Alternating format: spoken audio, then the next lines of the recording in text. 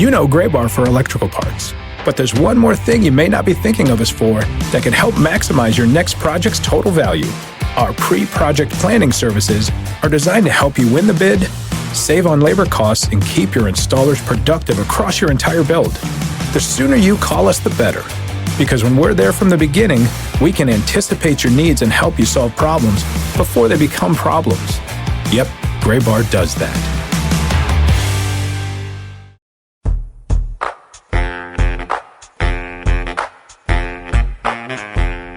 Episode number 14 of the Minor League Baseball podcast. The show before the show arrives in your ear canals. Get excited, everybody. Hi, I am Tyler Vaughn. Jake Seiner in New York City. Hi, Jake. Hey, Tyler. What's going What's on, up, man? I feel like we should have done like a hotel and skipped over 13. And yeah, exactly. Just jump now. straight to 14. If only because then we feel more accomplished getting to 15. Oh, that's true. We would have gotten there earlier. We would have been on 15 this week. We did.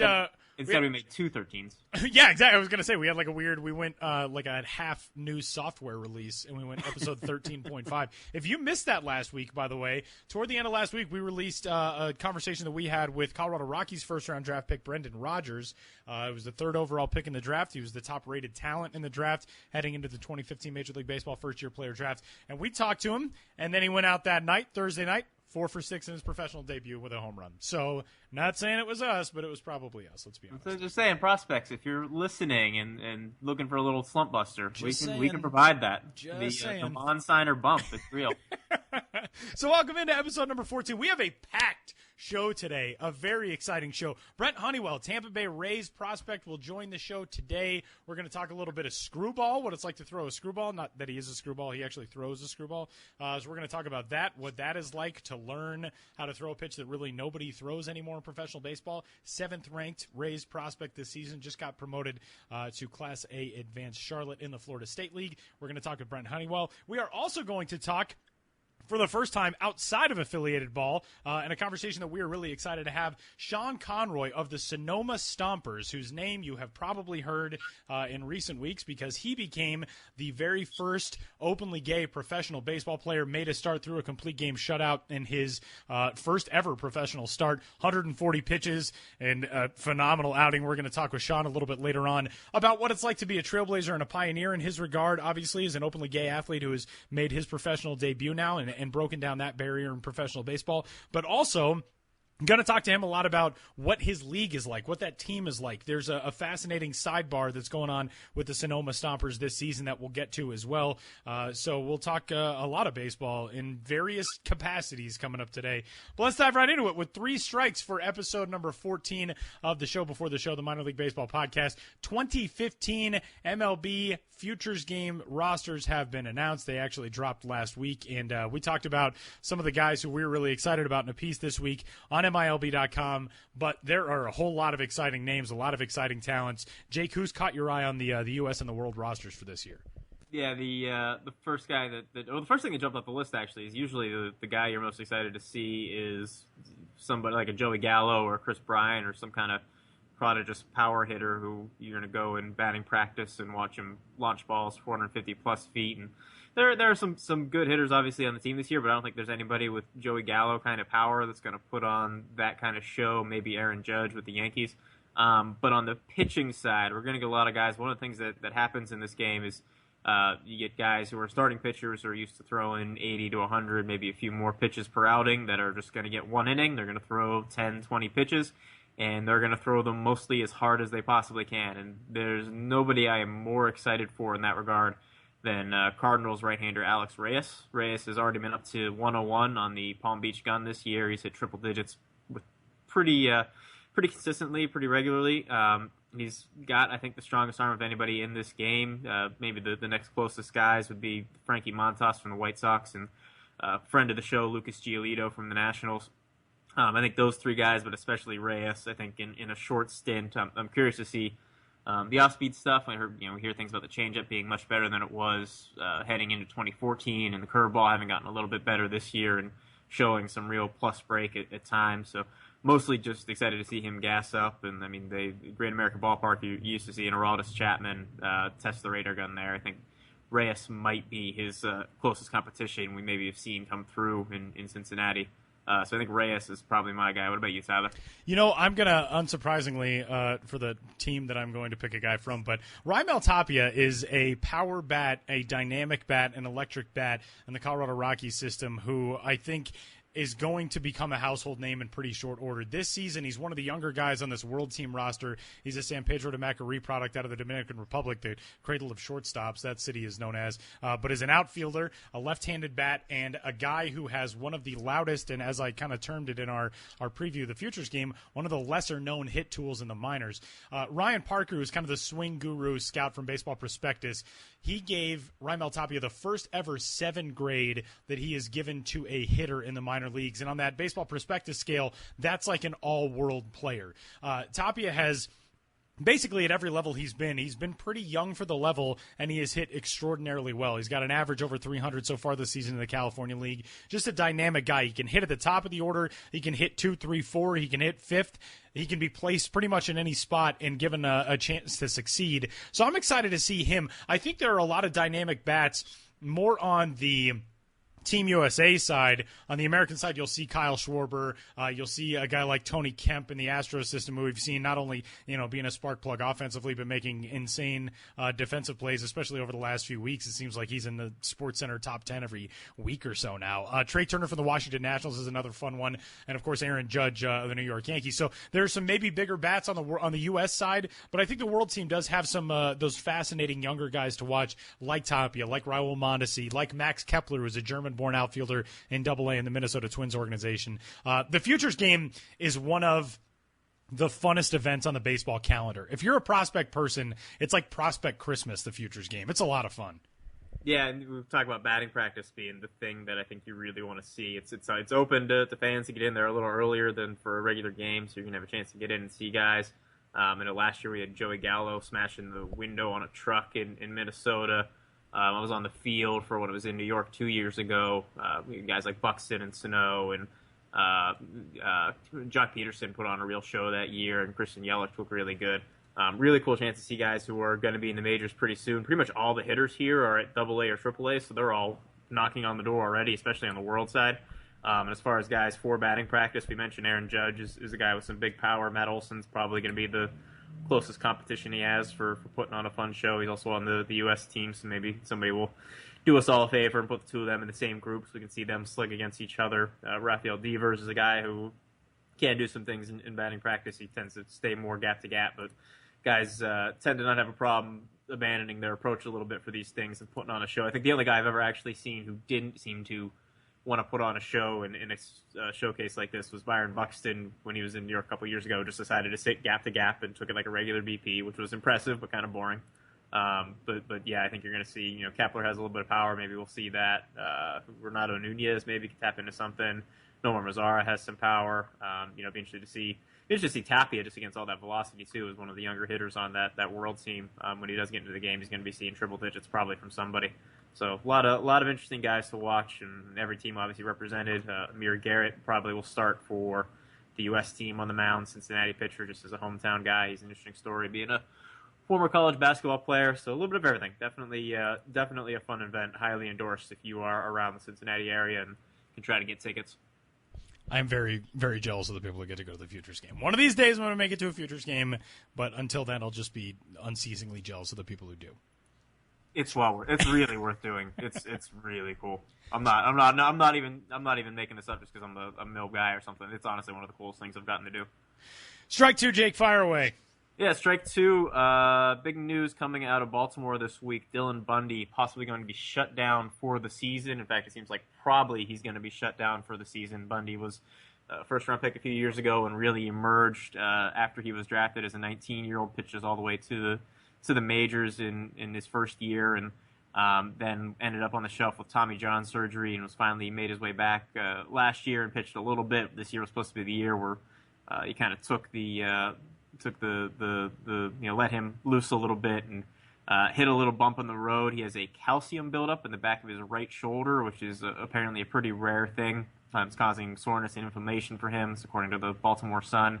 And so the Orioles are now shutting him down, possibly just for a couple weeks, but more likely for close to the whole season. Manager Buck Showalter mentioned that probably the most likely track here is that Bundy gets back in time to go and pitch in the Arizona Fall League. So that might be the next time we have a chance to see Bundy. The stuff seemed like it had ticked up a little bit this spring. The velocity was back. I know talking to Brian Graham, the player development director there, he was really excited about the progress Bundy was showing, both with the velocity and the sharpness of his stuff, and then also just from the command standpoint. Seemed like he had finally turned that corner.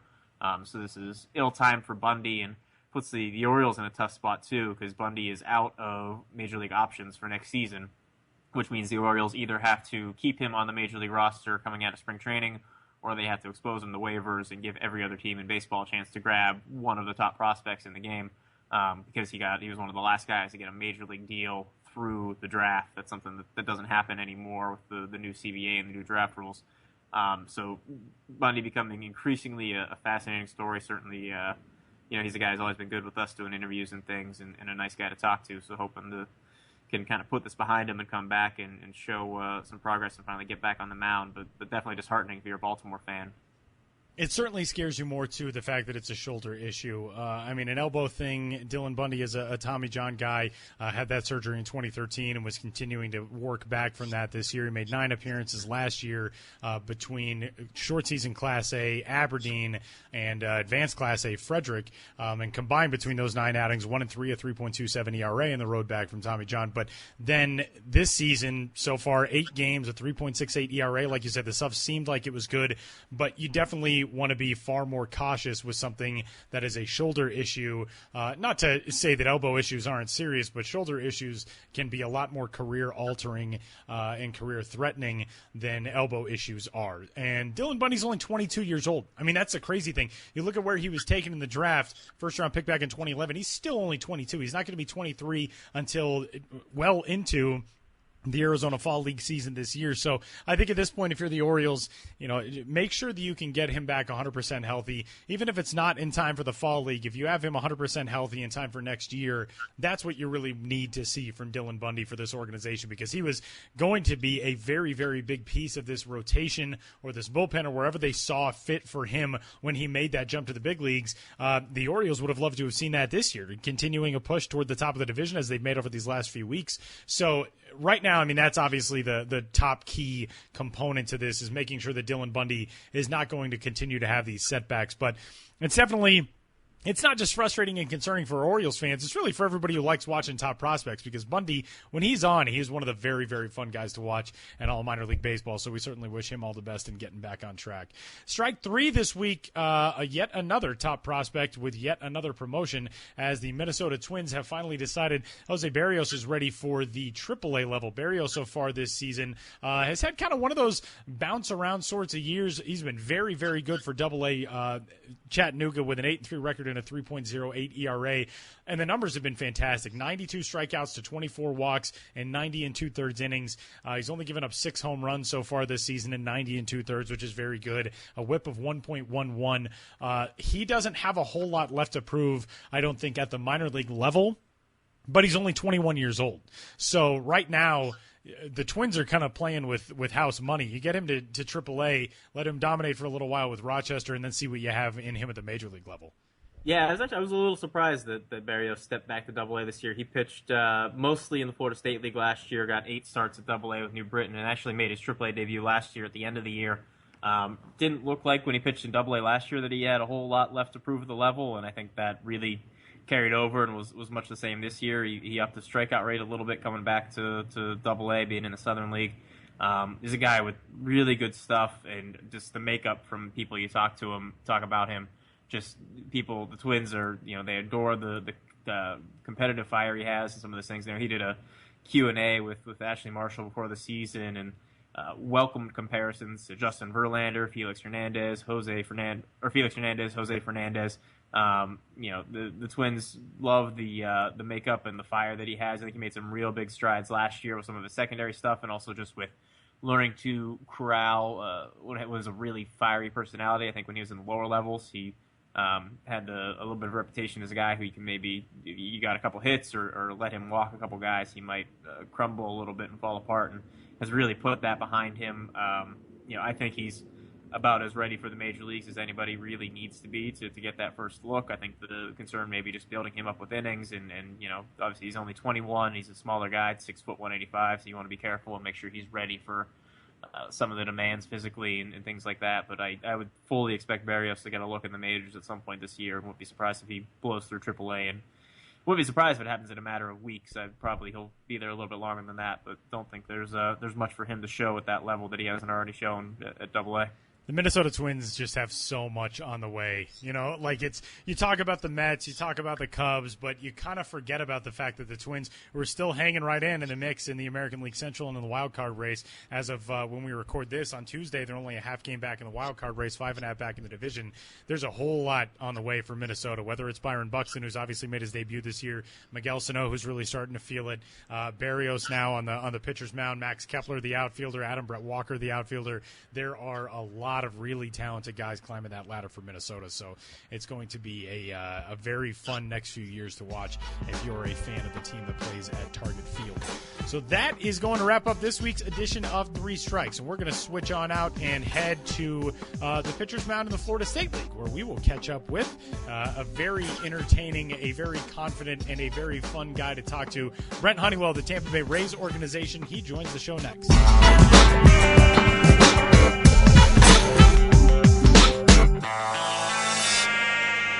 Our guest this week, we're very excited to have right-handed pitcher from the Tampa Bay Rays organization, Brent Honeywell.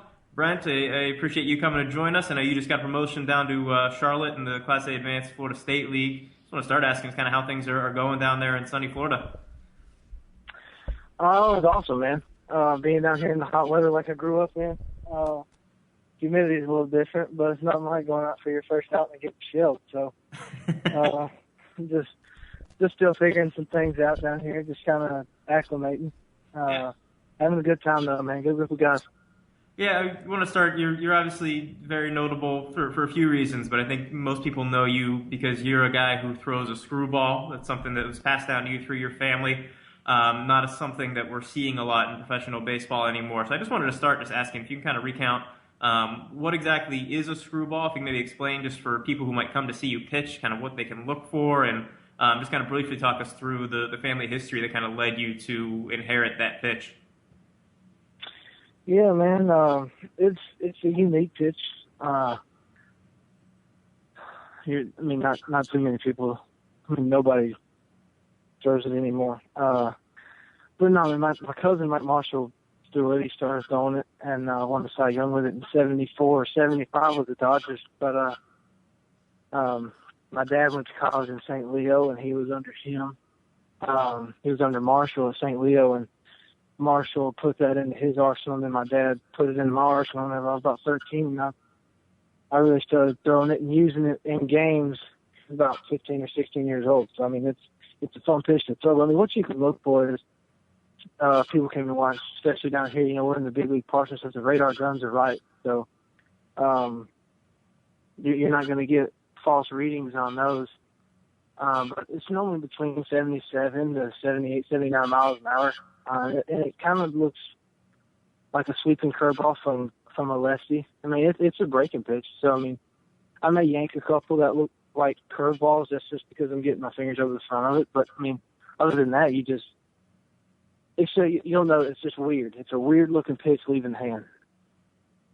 Brent, when you throw that, I think as much as having the ability to throw it is getting guys in guys' heads and letting them know that you have the ability to throw it. Have you found that, I know that was in one of the scouting reports I read on you coming into this season, was that it seemed like just the threat of having that there, having a pitch that opposing hitters hadn't seen, was enough to keep them honest on the fact that maybe it was coming at some point. Have you talked to opposing hitters about what they've seen in that pitch and maybe the fact that it's in the back of their minds that, I don't know what's going to be coming if I see this pitch come out of his hand? Yeah, I try and get some feedback from them because that just lets me know what they're seeing out of my hand, like you said. But I talked to Rowdy Tellez from, he was in Lansing. I think he got a promotion to Dunedin, maybe, I'm not sure. But Rowdy's a good dude, man. I asked him, he's like, hey, please don't throw me any more of those. And I was like, well, I mean, that's my feedback right there. But, what I've found here lately is I can't bury the pitch. So it's tough for me right now to bury the pitch. I really got to figure out the release corner, and I'm still working on that, and I'm working on developing some other things. So if I can't bury it, I mean, if I leave it up, it gets hit like any other pitch. So, I mean, it's not like it's an automatic swinging miss pitch. It is when I locate it, because it's just a different pitch. I really like to run it into righties and run it to their back foot. So I'm getting some swings. And, I mean, what it's doing to me here lately is they haven't seen it before, and they're fouling it off. So they're just barely making contact with it, and they're fouling it off. So it's running me into deeper counts and stuff like that. So I'm trying to keep myself out of deeper counts. Now, using the fastball at 0-2, not being afraid to use the fastball at 0-2, especially with guys down here, man. These guys down here, they're patient. They're not. I mean, they're here for a reason. They've got 3,000 at-bats under their belts. Like I was talking with my pitching coach, Don Watson, down here. I mean, he's like, they've got 3,000 professional at-bats under their belt, and you've got, I mean, almost 100 innings, and that's it in your professional career. So you're going to really find out how to pitch because it's forcing you to pitch down here. So, don't get too fastball happy and don't get too off-speed happy. Find the middle in between and you'll be fine. And that's basically what he told me. Yeah, Brent, I wanted to ask you, you're working, from what I understand, with a 4-pitch arsenal now. You have the fastball, the screwball, and then also a curveball and a circle change. You worked a lot on the latter two just since you joined the Rays last year as a second-round pick. I just want to, as you're moving up and seeing how hitters react to those pitches, I'm curious how you go about trying to balance all 4 of those pitches. If there's things you look for in a hitter in his setup that maybe tip you off to one of those off-speed pitches might be a better pitch to go to, kind of what that process has been like of learning to balance those things and how you think that's been playing out. Just being able to develop a better curveball has helped me out too. So, it went from, my curveball being my 4th best pitch to, almost my front 3 pitches is what was a little different. My front 3 pitches I had were a fastball, a screwball, and a changeup. And my changeup was that's my bread and butter pitch, man. I can throw it at any count. I can throw it for strikes. I can throw it for strike balls. I can throw it for balls and a setup pitch. I can do everything with the changeup and everything with the screwball. It was tough for me to really develop this curveball into my arsenal and use it as a strikeout pitch. Well, that's what I forced myself to do. If it hurt me, but I got to learn how to use it. But yeah, and there was times that I would really want to throw the curveball for strike 3, and I would tell myself, well, make them swing. Keep the pitch on the plate. Just make them swing, and they'll swing over the top of it or either hit a ground ball or something. So, all of that stuff factors in. What they do to the previous pitch, what they've done previous bat. All that stuff factors into how I would pitch guys. Going against going against Clearwater the other night, they were dead red hitters. I got behind in the count, so therefore I didn't show I could throw my stuff behind in the count early on to where they were just sitting fastball the whole way through, which they did what they were supposed to. And they got fastballs and they didn't miss them. So, sometimes that happens. Brent, let's switch gears a little bit. I want to ask you about your relationship with Mike Marshall, and it's a name I think that carries a lot of preconceived notions for a lot of people around the baseball community. But Mike Marshall obviously has taught kind of his own brand of pitching mechanics and delivery and all that kind of stuff for a lot of guys who've been very successful. And then I think a lot of the traditional mainstream baseball people from years past have kind of passed his stuff off and haven't really trusted it quite as much. Tell me about kind of your thoughts of obviously growing up, being close to him, learning the screwball. And knowing, what he's been able to bring to a whole lot of pitchers, how do you view his teachings and his pitching philosophy versus maybe what you've seen in the Rays organization or what you've seen from other guys that you've known so far in pro ball? Well, see, my dad taught me everything I know. It was just the screwball was passed on from him to my dad to me. But what he really focuses on is pronation of the arm. You can watch Trevor Bauer does a lot of pronation and stuff like that. And we should, before Brett, just want to explain pronation for people who might not know. It's sort of you take your right arm, your throwing arm, and you turn your thumb so it's facing down towards the ground. That's pronating. So your palm is facing away from you, as opposed to you throw a right. ball. So if you're holding the plate, that's supination. If you're throwing the plate down, that's pronation. So pronation is a natural motion of the arm. Everyone does it on a fastball. Everyone pronates. They may not know it, but they do. That's just a natural motion of the body. So if you can do what the natural motion is, first of all, throwing overhead isn't natural. That's why you see softballers that throw all the time and that can throw underhand for 150, 160 pitches back-to-back days.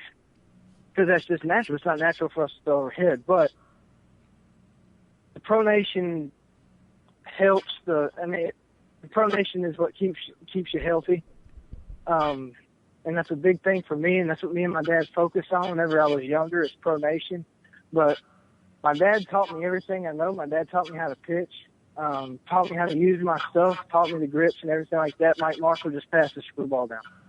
So it wasn't like I was at, I think he has Marshall has a facility at his house that he worked with some guys and that climbed the ladder a little bit. I think my pitching coach said that he had one of Marshall's guys before. Or my pitching coordinator, Dewey Robinson. I think he said that he had one of Marshall's guys before. I can't remember his name, but just my dad focuses on pronation because that's what Marshall teaches, is pronation. I throw a pronation screwball, which is kind of different. I mean, I'm just working through the pitch and just pronating over the top of the pitch. So it's not like I'm not really coming around. It just causes me not to get around the pitch, just to not expose any of the elbow. So, I mean, that's it. Right. Yeah, Brent, I wanted to ask just the results this year. Obviously, some really, really good numbers in the Midwest League, a 2.91 ERA in 12 starts before you got promoted. And a couple times you actually flirted with no-hitters and perfect games down there. I just wanted to ask, just coming that close to doing something like that, if that, I don't know, maybe gives you a little bit of an extra itch to get one of those, and if that's something you think about going start to start, is getting one of those on your belt, while you're in the minors or getting up to the majors, and kind of what that's done for your confidence, just having those strong results. Yeah, I was able to do that, and I was blessed to be able to flirt with something like that. I've seen a lot of guys in the big leagues just should go ahead and start flirting with it too. It's always fun because you have them. But if you can't finish it, it doesn't really mean it. If I can't finish it, it doesn't really mean anything to me. But I'm looking to go out and I'm looking to perform for my teammates. Wherever I am, I was at the Hot Rods then. I wanted us to win the ball game. I think there was one time where it may have been one of those where I took a perfect game in the 6 2/3, and I was a hair on my chin from losing the ball game. So you can't really get caught up in any of that stuff. You still got to make good pitches and stuff like that. But that'd be awesome to get one, to get a perfect game, no hit or something in the minor leagues, because you don't see it that much. You don't see it very often. It's one of those things. It's kind of like a white goose. So. All right, Brent, we'll give you one more question before we get out of here, and just wanted to ask, I know you've built up some relationships with some of the guys on the Major League staff there in Tampa Bay. We talked a little bit about this in spring training, but just wondered if you could talk about, A, just which guys talking to in the pros may have been helpful for you early in your minor league career, but B, just what it's like being a young guy and kind of trying to network yourself with those guys on the Major League staff. It seems like you're doing that with a little more success than I think a lot of 19, 20-year-old kids manage to do. Just kind of what you found is the best way to kind of talk to those guys and what you've been able to ascertain from those conversations. The one I really can go to, and he always, either calls me back or texts me back, is Chris Archer. Chris Archer basically took me under his wing during the pre-draft, I suppose. And I was like, hey, man, what's going on? I talked to Price. Whenever Price was here, I talked to Cobb, McGee. Right now I'm staying in McGee's house down here in spring training. Right now in Florida State League, I'm staying over in his place. But it's always good because those guys got there for a reason. And if you can really pick out and see how they got there and when they got there and just how they built themselves. I mean, just pick your brain, man. I mean, they're not going to bite you. They're the same people as you are. They were just in the minor leagues 3 years ago. Now they're playing on TV. That's how I look at it. But I mean, I've talked to Longoria, but I mean, Chris Archer's the main one, man. Because we got John Gaster down here now for rehab starting. That dude's awesome. So I mean, it's not all baseball talk, man. It's always fun and games down here. We have a blast down here. And, you know, even when I talked to Arch, I talked to him about. I mean, what Arch did a couple of weeks ago was phenomenal. You know, you don't see that. So, you know, I've talked to him and I've watched how he was doing, and he's put that changeup into his arsenal a lot more this year already than he did last year, and it's evened him out. I think the changeup's the best pitch in baseball because it's the only one off the fastball. But I mean, that's just one thing. I talked to Art. He wasn't rehabbing. He came down for a start so he could open up the season, and he came down for a start. And I was talking to him about the changeup and stuff, and I said, you know, look, I mean, I got one thing that I could tell you that might help a little bit. You know, is that just make it feel comfortable in your hand. And it doesn't have to. It can be a screwed up grip. It can be a place of your thumb. It can be anything. I mean, anything that can make the pitch effective, I'm all for it. So I just told Arch, I was like, look, just try it. If you don't like it, don't do it. I mean, it's just something to try. I mean, because my changeup is my best pitch. Off of the fastball, that is my best pitch. So I was like, man, just try it out and see what happens. Well, I think he tried it out a couple times. I didn't like that. I was like, well, try something else. He tried something else. And I'm not taking credit for anything for Arch, but I mean, he's just a great dude. He helps me and I help him even when I'm 20 years old and he's 25, 26 years old. I mean, it's still, everybody can help everybody. It's not like we're separated. I mean, we are separated in a way, but it's not, we're all in the same organization. Everybody can help everybody. I mean, Jonathan Brock, my dad had Brock. JB's a good dude, but he throws 100 miles an hour. He's a little different. He's a closer. So, but JB is a great dude. All those guys. I mean, I've kind of been around guys, good pitchers for a while, and good baseball players for a while. I mean, it's just fun, man. And yeah, you can say, yeah, I talk to big leaguers. You know, I talk to guys that play on TV, but it's always fun, man.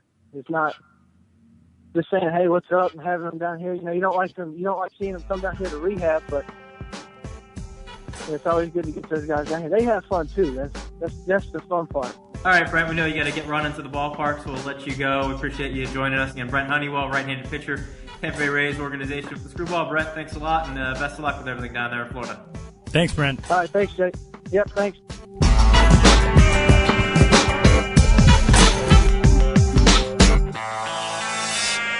Big thanks to Brent Honeywell of the Tampa Bay Rays organization, a guy who, I mean, obviously very confident in his own skin. And, you know, the first thing he says to us is jokes about, you know, getting kind of raked over the coals in his Florida State League debut.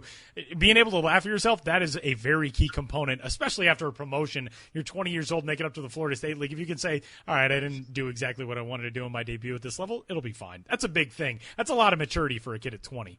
Yeah, maturity is, I think that's a good word for him. That's in all my experiences with him. I've talked to him a handful of times already this year and talking to other Rays people. I think the thing that stands out most to the Rays is his ability to be a sponge and his eagerness to kind of pick up what everybody has to offer. He kind of alluded to that when he's talking about being around different major league pitchers and seeing kind of what about their process seems to be working for them. And he studies pretty much everybody that he encounters that he thinks might have something that they can offer, and even if it's just something small, it seems like he's really good at picking that out. And I think that's along with a 97-mile-an-hour fastball and a unique pitch and some other things. I think that's part of the reason why he's having such a strong year for the Rays.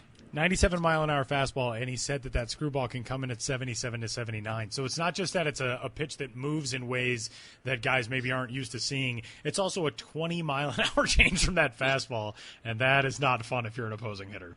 Yep. Yep, that's I feel bad for the folks in the Florida State League. We are going to stay on the pitcher's mound, but we're going to go from one coast to the other, where Brent Honeywell hangs out in Florida. We're going to head on out to Sonoma, California, and do our first conversation with a non-affiliated player from the Independent Pacific Association of Baseball Clubs, the Sonoma Stompers right-hander Sean Conroy, an RPI product and the first ever openly gay professional baseball player to appear in a pro game. He'll join the show right now.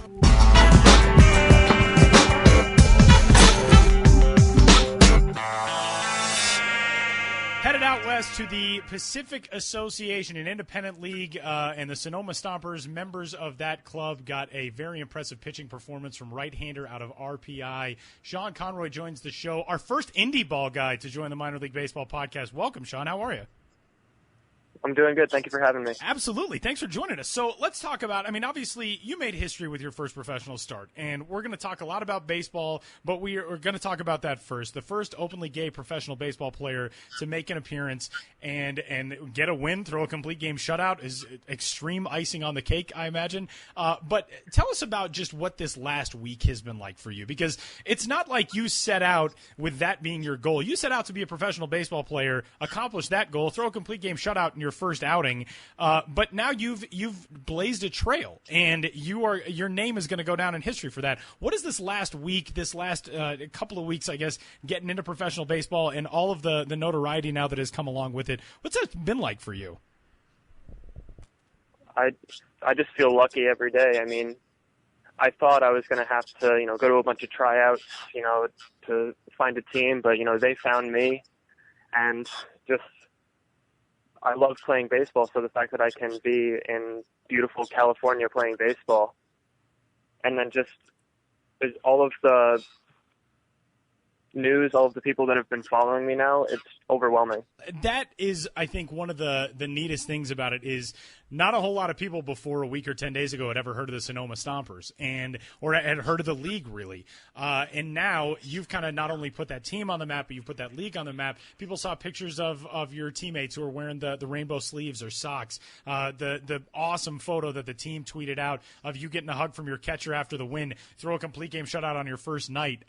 To be able to kind of be the face of not only that team, that organization, that league, but now kind of be one of the faces of this movement that obviously had a major milestone accomplished outside of baseball last week. Has it kind of hit you yet that, like, all of a sudden, a couple of months ago, you were right-handed college pitcher, and now you are somebody who is known for something nationally, and you kind of, your family name is attached to that now. You get to have that to hang yourself on as something to be very proud of going forward. Do you get to take all that in, or is it just kind of like, I just want to go out and throw the ball and continue to put up complete game shutouts from night to night? Right now, I'm just, I feel like I'm on the inside looking out. It's hard to really judge everything that's going on because I can only see, the messages that I'm getting, the support that I'm getting. I can't really see the big picture from where I am right now. I'm kind of feeling it more and more every day. Yeah, Sean, I just also lastly want to ask about the kind of the support network and things. Just from the point where it became clear where you were going to be being an openly gay baseball player and going into professional ranks. I know there are organizations like You Can Play and things like that, and I've seen you've talked to Outsports.com, and I'm curious what the support network is like in dealing with some of the media things with that, and maybe preparing just for some of the things you might run into, whether it's with opposing fans or teammates or things, just kind of what the preparation level is like for that, and how maybe it's been different for you just trying to transition from being a college baseball player to a pro player in ways that you think it's maybe been the same too. Well, like you said, there are all those venues like You Can Play, and, it gets better. A lot of the preparation that I've done has just been on my own time, trying to better myself.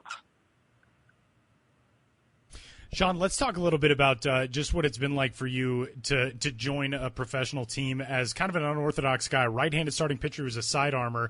I was reading a story about when you first tried sidearming, it was kind of as a joke, and then all of a sudden, here you were having a lot of success with it, went to RPI, you're the ace of that staff, a team that had a whole lot of success, won your conference this year. Your style obviously transitioned very well in your first start, but if you had to give us a scouting report on Sean Conroy as a pitcher, what made makes you successful as a guy who had so much success in college, now goes out, first pro outing, you get a complete game shutout. What do you do well on the mound? First and foremost, I focus on hitting the glove, which is, I think, what I can do the best. You know, I have command of my slider. It's from an arm angle that people aren't used to seeing, and I feel like I have a pretty good idea of what the hitter is going to be looking for. Yeah, Sean, I wanted to ask on the RPI website, I see, and Tyler pointed this out to me, your thesis paper in college has a title that I think is interesting to us. I was hoping you maybe tell us a little bit about the paper. The title is How Perception of Teammates' Ability Affects Personal Ability. Can you tell us a little bit about what was in that and kind of how you researched that and what sort of the results were? Well, as I'm sure Ben and Sam can tell you, it's kind of an interesting subject to be working on because there's not really too many solid answers that you can get from it. Pretty much I just got a bunch of data without being able to draw too many conclusions. But at the start of the season, I gave my teammates a questionnaire, just, asking them to judge their teammates based on what they thought their teammates' abilities were and how much they would help the team, and then compared all that to how well they did that season individually. So when you talk to teammates about that, what is the reaction from guys who, because it's so much easier, I think, to evaluate what you see in other people on a roster than it is to evaluate yourself. Did you find that guys seem to be more honest about, all right, here's what I see from this guy who comes out of the bullpen, or here's what I see about this guy who I play behind, I'm in center field, he's, a middle infielder. Did it come across as guys were able to observe teammates a little bit better than maybe they were able to perceive how they were performing on the field? I think so. I think that's one of the main reasons why I did it, especially because they knew it was going to be confidential. I still was the only one that looked at any of that data, and I think they believed that. So I think they were able to be more honest with judging their teammates than their own abilities. Yeah, you mentioned Ben Lindbergh and Sam Miller, both a couple of very successful baseball writers who are involved with the Stompers. Is this something that you're able to maybe kind of continue studying or talking about with them, or kind of maybe continue to test some of these theses while you're in pro ball, or is that something that's kind of been put on the side while you're just working on your pro career right now? I mean, it's definitely on the side a little bit, and, it's what they're focusing on. So every once in a while, they'll ask me a question or what I think about something, but it's pretty much them in the driver's seat. Sean, let's talk a little bit about those two guys because they host a fantastic podcast as well. They do such great work for Baseball Prospectus, but they're also going to be writing a book about their experiences with your club. And I know that they were very high on you coming out of college. Ben's official title, Ben Lindbergh, is the Director of Baseball Operations. Sam Miller's Director of Scouting. What was the road to get you from RPI to Sonoma? Because so many of the independent leagues, it's tough. I mean, like you said, you thought you were going to have to go through a lot of tryouts. It was going to be a lot more difficult maybe to find your first pro deal. But did you have any idea that somebody had been keeping an eye on, all right, this guy strikes out a lot, doesn't walk a lot of guys, doesn't give up many home runs? Did you have an inkling of possibly that there was a deal on your horizon when you were getting done with your college career? Or how did that all transpire to get you into this deal with Sonoma? I was not expecting an email to come my way. I thought I was going to have to initiate everything, so that was definitely a surprise. But as far as just playing baseball and how they contacted me, there was about a month left in our season in, I think, April, when I got an email from my coach that Ben had contacted him, asking if it was okay for him to contact me. So that's kind of how he got in touch with me in the first place, told me about the Stompers, told me, let me look at the contract to see exactly what it would be if it was something I'd be interested in doing. And I told him that it was. Yeah, so it sounds like you were interested in chasing a pro career even before that happened, and we're planning on doing that. Now that you're there and you're in indie ball and obviously off to a nice start, I'm curious just kind of where you think your aspirations are. If you like to get into affiliated ball, sign with a pro team, and what you think that might that experience might be like. Kind of where your mindset is on how you think your future looks right now. Ever since I was a kid, I always wanted to play in the MLB, so I still have those aspirations. I got my fingers crossed. Sean Conroy is a pitcher for the Sonoma Stompers in the Pacific Association, and you heard so much about his first professional start. That was a win back on the 25th, complete game shutout in that one, but that's not the only success that Sean's had so far this season. In total, in fact, this year, 7 games pitched so far. He's only allowed 1 run. It was not earned. So those are pretty solid numbers over 16 innings, 17 strikeouts, and 2 walks. Been a pretty fun start to the season, I would imagine, for you and your team. And Sean, we cannot thank you enough for spending a few minutes with us today. It's been a whole lot of fun for us to talk to you, and congratulations on all the success and everything that you've accomplished so far. And we might have you on very soon as talking about your career in affiliated ball, and we'll be excited to watch that as well, man. Enjoy this role, and thanks a ton for spending a little while with us.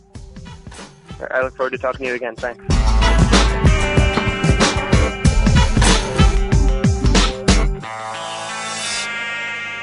Big thanks to Sean Conroy of the Sonoma Stompers. If you find yourself in the Sonoma area, you could check out a Stompers game. There's also a billion minor league teams out there as well. You can head to MILB.com and find tickets for your local club. You can also there subscribe to MILB TV, MILB TV. Got a ton of fun stuff coming up this week on MILB TV. Also, dovetailing off the tickets thing, there's some fun stuff going on in California this week, which I featured in the promo preview. The Inland Empire 66ers have kind of stolen the idea for Nothing Night from the Lake Elsinore Storm, and Nothing Night is coming to Inland Empire again this season, in which they'll open the gates, people get in for free, bring your own food, no music, no PA announcer, no national anthem. That sounds awesome.